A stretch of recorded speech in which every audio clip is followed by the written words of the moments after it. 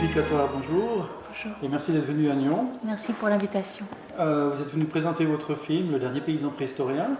Une magnifique histoire, un personnage. Comment vous l'avez rencontré, ce personnage?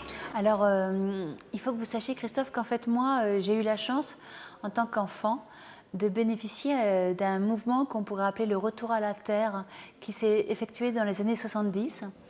En fait, je crois qu'il y avait une sorte déjà de lassitude de la société de consommation à outrance de la part de mes parents.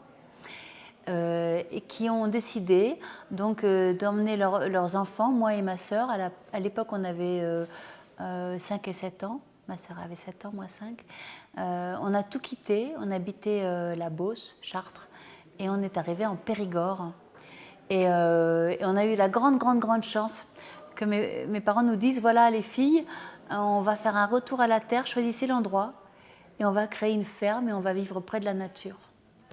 Et ma sœur et moi, on a choisi cette ferme incroyable qui est ma maison aujourd'hui, qui se trouve au-dessus du gisement de La Ferrassie. La Ferrassie, c'est une colline avec dans son ventre un abri sous roche, sous lequel on a trouvé en fait 7 néandertals complets, un homme, une femme et 5 enfants. Et moi, je pense, avec le recul, que j'ai ressenti une sorte d'appel et de douceur et de réconfort dans cet endroit. Et on a acheté cette petite ferme au-dessus, avec derrière une sorte de vision de ma mère avec 2 collines très rassurantes. Et on a vécu dans cette ferme avec beaucoup d'animaux et beaucoup de bonheur. Et je crois que ça a fondé mon amour pour la nature, les animaux et les paysans du Périgord. Car à côté de cette maison, il y avait une petite ferme habitée par 2 paysans qui s'appelaient la Louise et l'Albin, qui ne s'appelait pas du tout comme ça en vrai, puisque vous l'aurez compris, dans le Périgord, il y a le nom pour les amis, puis il y a le nom pour l'administration. En fait, le nom pour l'administration, c'était Gabriel et Julien, mais ça, j'y suis beaucoup plus tard. Et ces gens-là qui n'avaient pas eu d'enfants et qui étaient âgés d'environ 60 ans, quand ils m'ont vu arriver du haut de mes 4 ans avec mes longs cheveux et ma petite bouille, ils m'ont adoptée et ils m'ont aimée et ils m'ont donné tellement de choses et tellement de goût, des choses simples et douces, que je crois qu'ils m'ont construite. Et j'ai vécu là un certain temps, puis mon père, pour différentes raisons, a dû quitter la région, parce que c'est pas facile d'être fermier quand on n'est pas né dans la ferme. Et il s'est battu, mais malgré tout, ça suffisait pas pour nous faire vivre. Et on s'est retrouvés dans le Pas-de-Calais, une région un peu plus austère. Et pour moi, c'était un déchirement absolu, parce que j'avais perdu mes racines, mon Périgord, mes animaux, tout, quoi. Et on est sage, hein, on suit les parents, on fait ses études. Moi, je voulais être journaliste, je pensais que c'était un sésame pour découvrir le monde, et donc je me suis accrochée à ce projet. Je suis devenue journaliste. J'ai travaillé pendant 25 ans à France Télévisions. Ça m'a permis d'aller dans tous les milieux, hein, donc tout ce que je voulais connaître, la politique, le sport, le spectacle, tout. Et en même temps, j'avais gardé dans mon petit cœur d'enfant l'idée que j'avais pas témoigné de ce bonheur et que j'avais pas partagé ce bonheur de mon enfance. Et puis arrivent les 40 ans où on se dit qu'est-ce qu'on est en train de bricoler dans tout ce grand magma, est-ce qu'on est vraiment en phase avec ses idées d'origine, avec ses projets. Et j'ai eu un petit coup de crise de conscience en me disant bon, je suis journaliste, grand reporter, c'est super, mais qu'est-ce que je fais? Bon, et alors là, à ce moment-là, je me suis dit, j'ai peut-être pas été jusqu'au bout de la reconnaissance et du témoignage de ce qui m'a construite, et j'ai peut-être envie de le faire maintenant avant qu'il n'y ait plus de traces, parce que j'avais refait des voyages en Dordogne et j'avais vu combien le monde avait changé, combien les paysages même étaient différents, et je me suis dit, oh, 25 ans, c'est rien, mais ça peut peut-être avoir laissé sur le chemin l'essentiel. Donc, j'ai repris ma maison d'enfance que j'ai rachetée. Je me suis réinstallée en Périgord et j'ai cherché comme ça, j'ai déployé mes antennes et je me suis dit, est-ce qu'il y a encore des gens comme ça, comme ceux qui m'ont construite et qui m'ont donné le goût de vivre? Et tout d'un coup, j'ai entendu parler de la grotte où on n'allait jamais, qui était tenue par des paysans qui étaient très occupés et qu'il ne fallait pas trop embêter parce qu'ils avaient autre chose à faire que de faire de l'accueil de curieux, mais que toutefois, si on prenait le temps et si on demandait gentiment un rendez-vous, peut-être on pourrait la voir. Et je me suis présentée un jour dans ce lieu, donc qui est situé entre les Aisies et Sarlat, en plein cœur de la vallée des Beunes. Et j'ai vu mon Gilbert, avec son petit chapeau de paille, son grand sourire, Et j'ai dit, oh, mais c'est pas croyable, il y a encore des gens comme ça, et ils sont pas tous morts. Mais c'est fou parce que Gilbert incarne un art de vivre, une paysannerie qui a disparu. Et lui, il a fait une espèce de translation dans le temps où il n'a rien perdu de ses valeurs et de sa bonhomie et de son intelligence. Mais honnêtement, c'est une sorte de miracle. Et quand j'ai vu ça, je me suis dit, ma fille, là, c'est maintenant, parce que c'est pas la peine de botter en touche encore 10 ans, ce sera trop tard. Hein.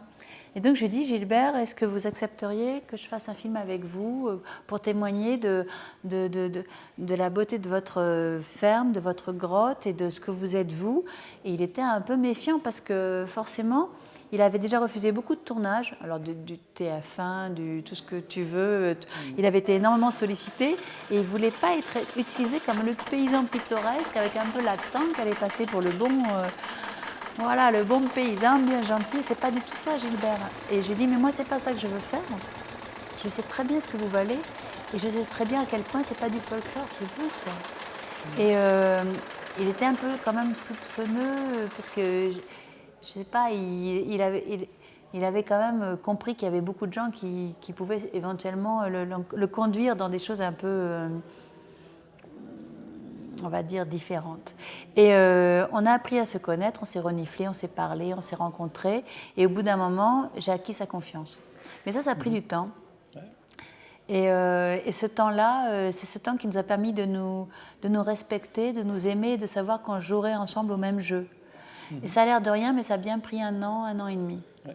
Qu'est-ce qu'on sent dans le film, cette complicité? Et au bout d'un moment, comme on avait passé un peu tous ces caps de transition, de faux semblants, on s'était bien reniflé, un jour je suis arrivée chez lui, on avait discuté, tout, et j'arrive et je le vois avec son tablier bleu, et ça sentait très bon dans la cuisine, il y avait des marmites qui fumaient de partout, et je me dis, oh là là, il a du monde à midi, il faut qu'on fasse vite.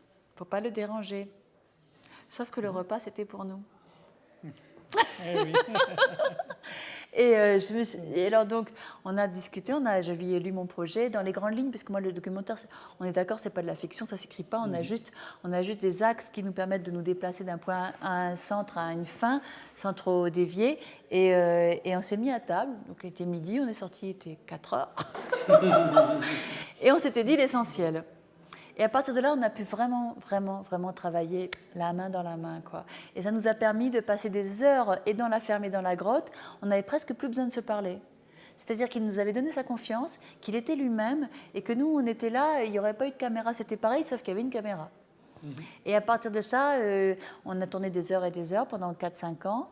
Et je n'ai pas voulu faire une sorte de catalogue de tous les moments sympas. Je me suis dit, un film, il faut que ce soit des moments calmes et lents qui restituent cette douceur de vivre. Et on va éliminer tout ce qui est approximatif. On va garder tout ce qui donne vraiment le message de ce qu'est cet homme, c'est-à-dire un homme droit, propre, qui adore ses animaux, qui adore sa grotte, qui a autant de respect pour les aurochs de la grotte que pour ses veaux sous la mer, et qui a gardé sans aucune forme de calcul un respect de la nature et donc de la nature humaine.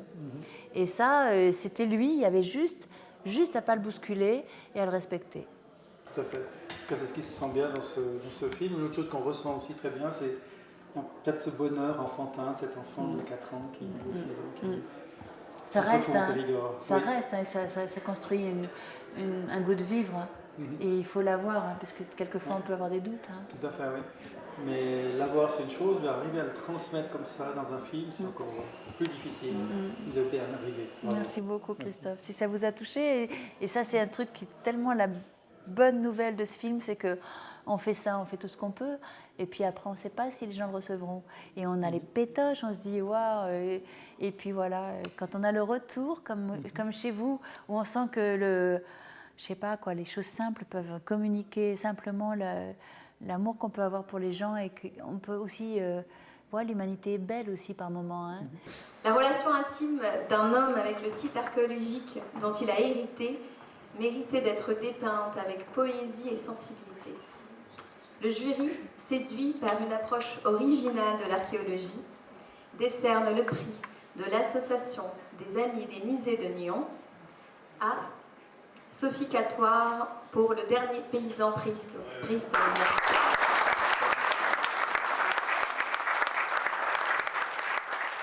Et si on veut témoigner de notre époque, il ne s'agira pas que de balancer des serial killers, des serial violeurs et toutes les saloperies. Il y a aussi des gens comme Gilbert, il y a aussi des gens, plein de gens magnifiques qu'on ne voit pas et qui sont l'humanité. Et j'espère que les DVD et les disques laser auront une durée de vie suffisante pour que dans 20 000 ans, on se dise il y avait des gens comme ça. Tout à fait, merci. Et ce qui est important aussi, ce que montre ce film, c'est qu'il n'y a pas besoin aussi d'énormes budgets pour faire des beaux films. Donc, voilà, avec des petits moyens, on arrive à faire quelque chose qui surpasse les grandes productions télévisuelles. Le seul vrai luxe, c'est le temps. Tout à fait, oui. Merci Christophe. Merci pour votre accueil. Merci. C'était très très fort pour moi et quand je vais raconter tout ça à Gilbert, ça va lui faire chaud au cœur. Tout à fait. Et on aimerait bien pouvoir venir rencontrer Gilbert. Alors là, lui aussi. Hein. Oui, très bien. Vous êtes les on va essayer de bienvenus venir. par chez nous. Merci. Merci.